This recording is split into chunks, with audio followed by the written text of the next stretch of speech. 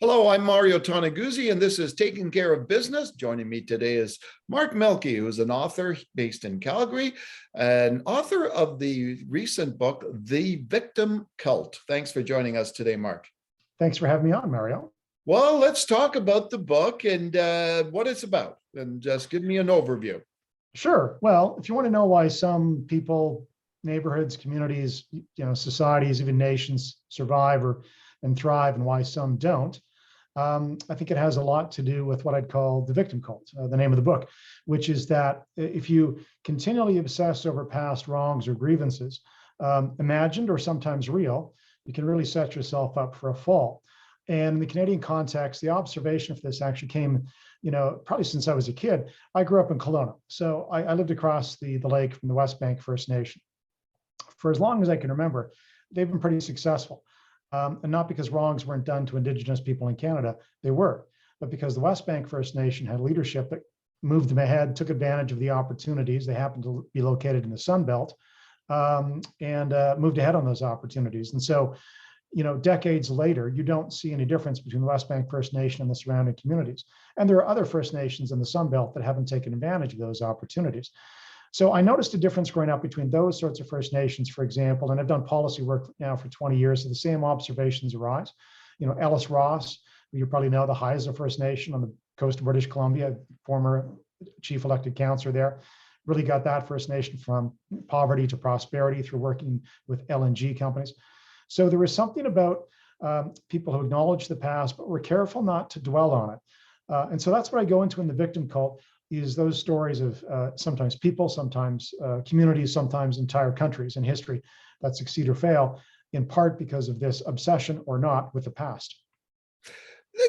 How does that come about? Like, in the research that you did and the reading that you've done, how do we get to this point, where, it seems everywhere you turn, everyone's a victim?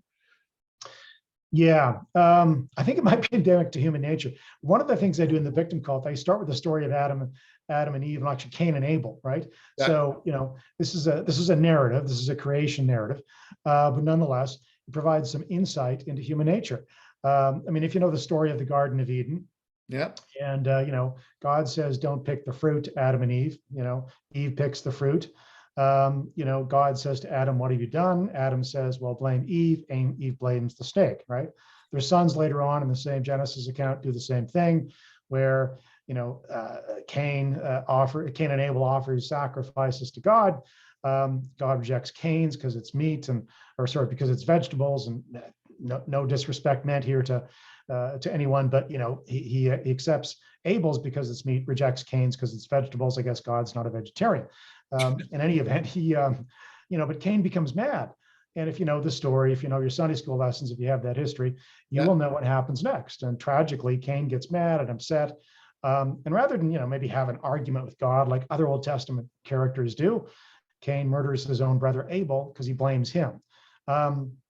So there's this culture of blame that goes on, or woe is me, or I'm a victim, as opposed to kind of responsibly dealing with something or acknowledging you've been wronged, or whatever it is, and trying to work through it. So I think it's endemic to human nature, and so in the victim cult, I look at stories like that, but I also look at everything from ancient Rome to more modern day stories of where people sometimes draw wrong cause and effect links for their status today. And I look at examples from Black Lives Matter or Indigenous Canadians.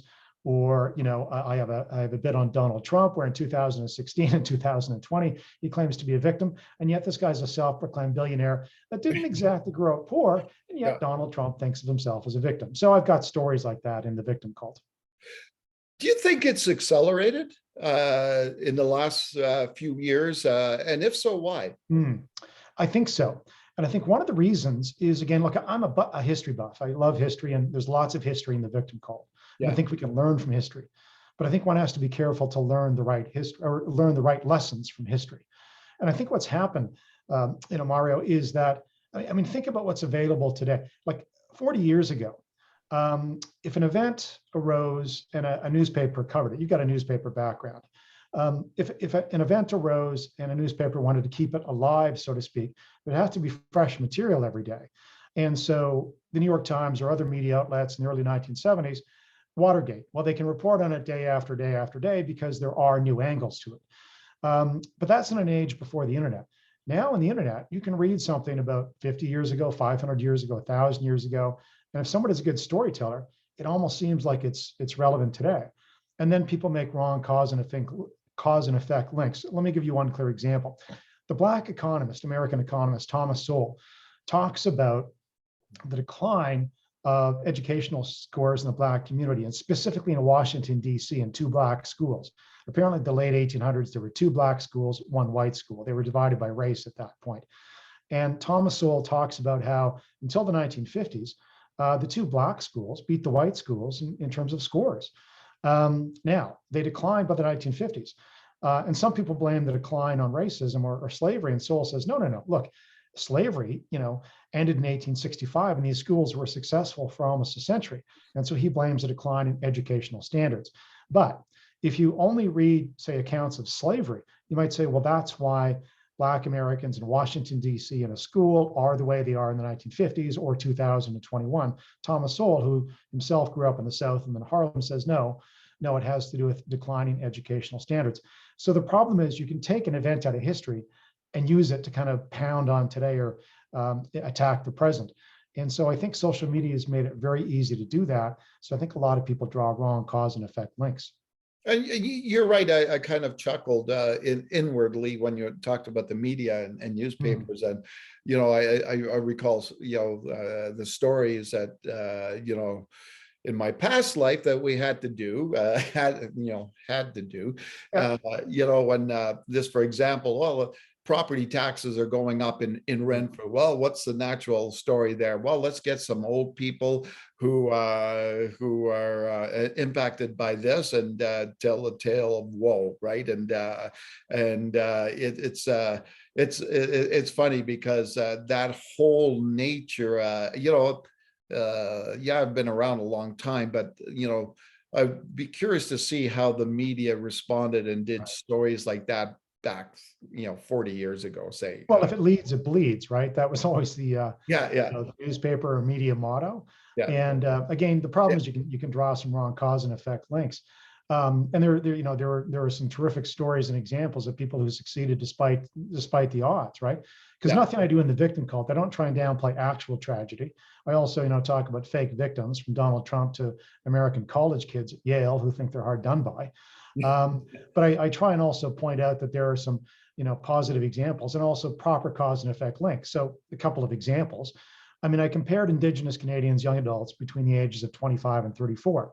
If they've got a university degree, if they work full year, full time, guess what? There's no difference between young adults in that cohort, 25 to 34, university degree, work full year, full time. There's no difference between their incomes and other Canadians. Why? Because you're comparing apples to apples. There is a difference in average incomes among, say, Indigenous Canadians and everybody else, because a greater proportion of Indigenous Canadians live in rural areas, on reserve, where the economic opportunity is scarce, so on and so forth, or the average educational level is different, lower. And a success story from the United States as well. That was one, if you have a university education, you will do well in terms of Indigenous Canadians.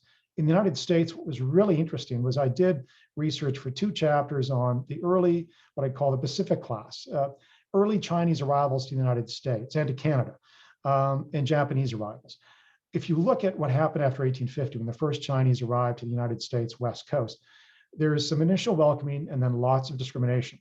But they barrel through this time and again. They push back, as they should, in the courts where they can. They try and organize themselves. Sometimes they win, sometimes they lose. But there was another critical component to their success over the next 100 years, despite the discrimination which existed, which was education. So I found a really interesting statistic comparing high school attendance rates and college graduation rates for Japanese Americans, Chinese Americans, white Americans, and in comparison. 1910, white Americans are graduating, attending high school, graduating from college at rates higher than Chinese and Japanese Americans. By 1920 and 1930, Chinese and Japanese Americans have attendance rates and graduation rates far higher than white Americans. What does this point to? Well, it set the groundwork for success And it shows, I'm not Pollyannish. I mean, there were real problems with discrimination against Asian Americans in that period of American history. In fact, this was the most discriminatory period, the 1920s. Nonetheless, Asian Americans said, look, you're going to get an education to their children. They also acted in a very entrepreneurial way. They really set the basis for what we know now, whereas, whether it's the United States or Canada, those of Asian ancestry have much higher incomes, higher education levels, and higher incomes than the rest of the population, and it leads to positive outcomes. So the victim cult is about trying to dig through all these various, reasons that people assert or why some group or cohort, is not, at the same level as some other cohort, and say, listen, you better look for real cause and effect links, otherwise you'll mess up. Yeah. So when you look into the future, this culture of blame and culture of victimhood, the train has left the station, it's gaining speed and heading in one direction. Any way that's going to stop, let alone, kind of reverse its way. Well, I hope so. I hope, perspective. I mean, the gentleman who wrote the foreword to my book is a good example. Ellis Ross, who I mentioned a moment ago, now he's a politician in British Columbia. But again, he kind of led the Haisla First Nation away from poverty into prosperity. Ellis and I had some very great talks about just over, 2.5 years ago now, about his own family history, his own parents and grandparents and what they endured. But he also determined early on, he thought, I will be a train wreck myself, paraphrasing, and he writes about this in the foreword to the victim cult, Ellis does. He would himself be a train wreck if he didn't let go of some of that, acknowledge the bad history, and then try and figure out how to help himself, his family, and his community succeed. And so I think that decision, but also perspective. My grandparents had a really tough time. My grandmother, who was, Germany living in Ukraine, was tossed around from really Central Europe to Siberia over 14 years after World War I started, only made it to Canada, but 13, 14 years after they intended to. She had a tough life, but she never became bitter. And so I think some perspective and honestly looking at history and learning the right lessons from history, which is that, as one quote in the victim cult I use from Alexander Solzhenitsyn, the famous Soviet dissident, who was in gulags, right? Soviet camps for dissidents. He said he looked around and people often thought, well, if only we get rid of this person, right? Or put them into a camp, which is how he got there. We'll solve, our problems or the world's problems. Get rid of that evil person. And Solzhenitsyn said, no, the line between good and evil runs through every human heart. And that's the core of the problem. We have to accept that, there's no perfect history. We can't correct history. All we can do now is try and look at each other as individuals. And it doesn't matter your ethnic ancestry. Your ancestors had some tough times. Mine the same way. There's no shortage of tragedies in human history or now. And so trying to put some of that in perspective and looking maybe at the examples of success, my grandmother, who never learned to read, but, could create the most beautiful roses and had a wonderful life anyway, or chose to have a wonderful life despite her early troubles. And East Asian Americans and Canadians who endured some pretty awful stuff. Or the late Colin Powell, who served under Ronald Reagan and George Bush, right? A Black American who also endured discrimination early on and rose to the heights of power. So, or Nelson Mandela, right? So there are plenty of examples in history of people who say, I'm not going to deny the past or whitewash it. Let's admit it, but let's find a way to succeed anyway. Yeah, exactly. So there are two versions of the book. You can buy a Canadian edition or an American edition. They're at bookstores, local bookstores everywhere. Go to a bookstore and ask for a copy. But Chapters, Indigo, and Amazon and all over the United States, as well at Barnes and Noble or Amazon.com. So, but you can go to victimcult.com and you'll find the quick links to buy the Victim Cult. Okay, and I'm presuming and assuming that the different versions are obviously mean different stories related to each country, right? Exactly. So I've taken out anything Canadian related for Americans because Americans are probably not going to be interested too much in Canadian politics and policy. And I put some material in for Americans regarding the Black Lives Matter movement, for example, and some analysis of that. And in Canada, it has to do with the stories of some Indigenous Canadians, including Ellis Ross. Okay, super. Thanks, Mark, for joining us today. Thank you, Mario. All right, that was Mark Milke, who is an author of the book, The Victim Cult. This has been Taking Care of Business with Mario Toneguzzi. Thanks for joining us today.